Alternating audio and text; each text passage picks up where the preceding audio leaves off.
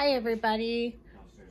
I'm going to show you how to complete your watercolor painting of our sand toys and our beach towel. So you're going to get your regular watercolors and you're going to get your regular watercolor paintbrush, and we're going to fill in the bucket with a color. And we're going to be very careful to leave this part blank. And we're going to make this part a little darker than this part. So so let me show you how we're going to do that. So we're going to just mix up some red. So get our red wet, and we're going to put it into this part over here, this palette. In this little section here, you can mix your own colors. And the reason I always mix in here is because you can't really be sure how bright the color is coming right from the pan. So you always want to mix in a palette. And these little divided sections work great for that. So I'm just stirring the watercolors, swishing, swishing, swishing to get a nice bright color. You always want to make sure you mix with a little bit of water, because some watercolors can be very sticky if you take the paint right from the pan here. I'm just swishing in the pan and putting it in my lid, my palette lid. And you kind of get an idea of how transparent the paint is when you do this too. You can see if you can see through it and how much more you need to add. So this looks like about enough for my bucket. So I'm gonna start right here. I'm gonna fill it all in red. And I'm gonna move carefully around the edges where my pencil lines are. And now you can see my background is already dried. I let it dry for about an hour. And now I don't have to worry about the colors blending in together, and I have a nice clear separation between colors. You just want to kind of keep moving your paint. It's still wet, and you want to go in the same direction as the lines that you drew. So since mine is an oval, I'm kind of going in an oval direction here. If you keep the paint moving while it's wet, but you're careful in where you're painting, you'll get a fairly even color distribution. So let's move around this move around this pail handle here, and keep going in the direction of the shape that you're making.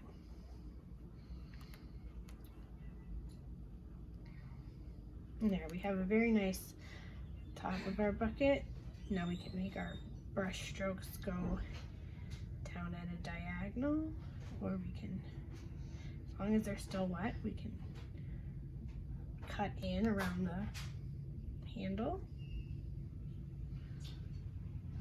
And then moving down, keeping the paint moving while it's wet, and you'll get a nice even color distribution. I'm trying to dip right only from here, so then it's all the same brightness. If you keep taking from here, you'll get sometimes your paint will be lighter than other times. This way it's already pre-mixed and you know exactly what color it is. So I'm just going to keep it moving here. Your page does wrinkle a bit. You don't want that to happen if you can help it. But then again, I'm using what I have, or what you probably have at home. If you can afford, or you do have some thicker paper that is more suitable for watercolor or watercolor paper, you can definitely use that. You'll see that it's really fun and really easy to do. All right, my pail is filled in. I want to make the handle a different color, but I'm going to wait until the pail dries. So I'm just going to clean my brush in the water, dry it off on my napkin right here. Swish, check it, make sure it's It's all clean. Yep, there's no more color coming from it. So I'm gonna choose this, I think I'm gonna make it green, like a limeish green for my shovel here. So I'm gonna take some water, put it over here, dip into the green, swish, swish, swish, swish, swish, put it in here, swish, swish, swish, swish, swish, get it nice and bright. And I said I wanted a lime green, right? So before I add any more green, I'm gonna wipe my brush off, swish it in the water, check and make sure it's clean, and then dip into the yellow, swish, swish, swish. Start adding yellow in with it. Oh, there, that's lightened it up already. Do it again, dry it off. Check it, and then let's add some more yellow. Swish, swish, swish, swish, swish. And there, we're getting a nice bright green. Just want a little more yellow. Oops, I got some green in my yellow. Do you know how to solve that? Well, you just dry off your brush here and soak the green up. Clean it right up. Put it in there. That happens a lot, and then you just want to make sure you try not to do it again. All right, so now I'm just going to be filling in my shovel here with my watercolors. And this is a great way to practice brush control. It's you know, a great way to get good at handling the paint, because you have to kind of think and wait and be patient for the layers to dry. And so you got to kind of strategize and start one section, let that dry, then you can move on to a different section. So there's my lime green.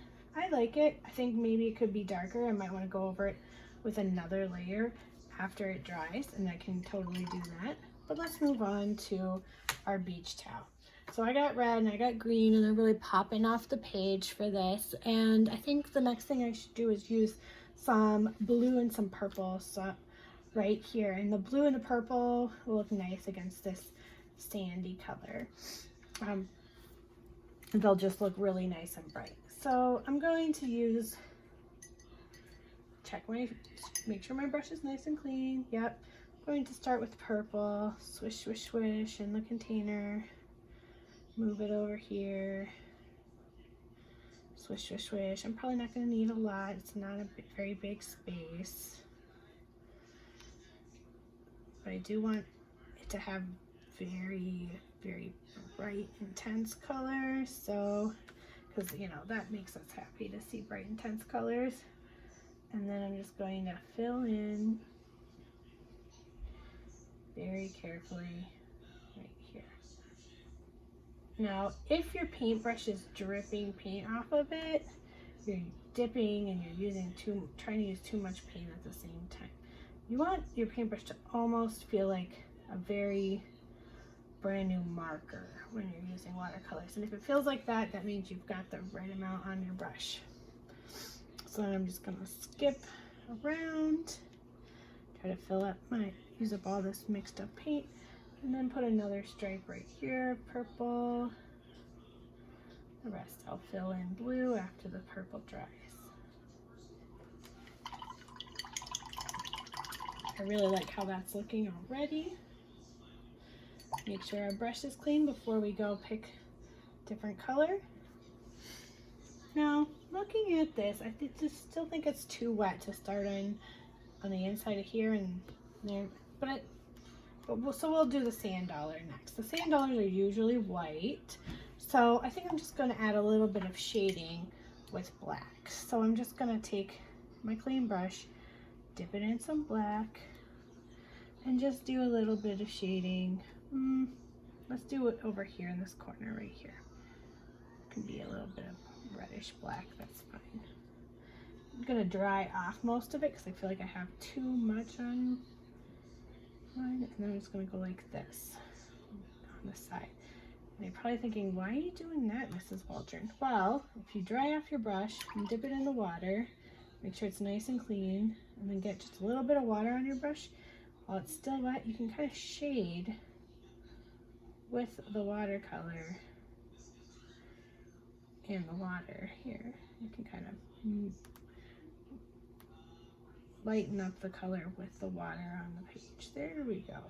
And it kind of blends in. When this dries, it will have a nice little shadow to it, and it'll get lighter and look more round on this end over here, or a little like raised in the middle. And then our shell, we just want to add a little bit of color. Maybe we'll take a little bit of red to make some light pink here, and maybe add some light pink to it right here, just to give it a little bit of color and texture. There, that's cute enough.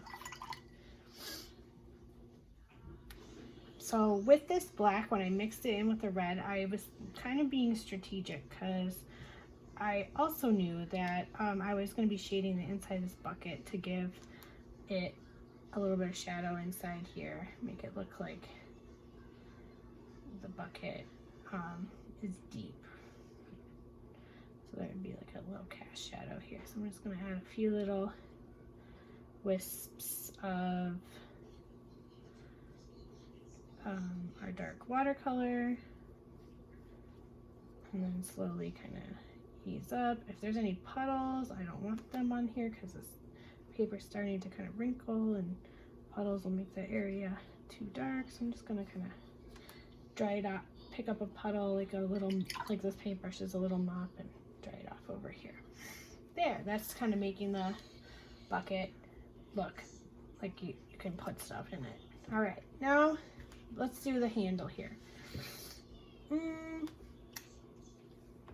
think the color of the handle would be nice if it matched our shovel, so I'm going to use green here. And as long as this is dry enough, you shouldn't have any problems with the color running into the red. Be real careful here. Try to fill it in. As long as it's dry enough, we shouldn't have. So that if you notice right here, it kind of ran in. And then if there's a puddle, soak it up with the dry brush. There, we're almost done. Now I'm just gonna add the blue stripes, and then you have yourself a nice, neat watercolor painting of a beach. After this dries, I think I'm gonna outline it with a Sharpie, but I'm just gonna wait until after it dries. Whoops, see? You want to put this blue in the side here, so it always is the same intensity or brightness. There we go. That's gonna look awesome for our beach towel.